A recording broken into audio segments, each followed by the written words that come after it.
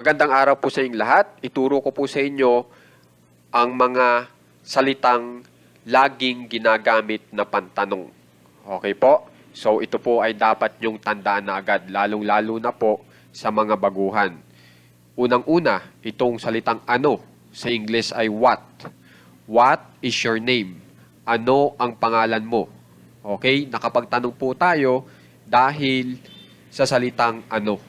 Yan po ang nag-trigger. Yan po ang dahilan kung bakit tayo ay nakapagtanong. Sumunod, bakit? Kapag in English ay why. Why are you excited? Bakit ka sabik? Okay? Nakagawa po tayo ng tanong o nakabuo tayo ng tanong gamit ang bakit naman. Why? Sumunod, itong mga dapat yung tandaan kasi hindi nyo po agad-agad dito makikita sa iba. How? Bilang paano. How can I help you? Paano kita matutulungan?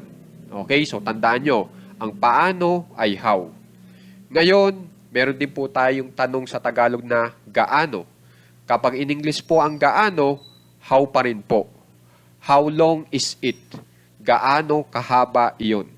Okay, sumunod ay itong kamusta. How din po yan. How is your grade? Kamusta ang iyong grado?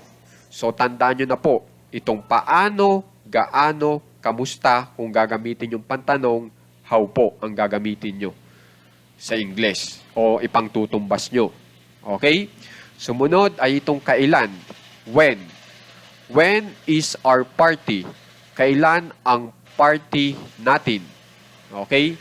Sumunod, nasaan, where. Where is my key? Nasaan ang susi ko? At ang huli, itong alin bilang which. Which is beautiful? Alin ang maganda? Okay? So, tandaan nyo na itong mga pantanong natin sa English na gamit. Itong what, why, how, when, where, at saka which. Okay po? Maraming salamat po.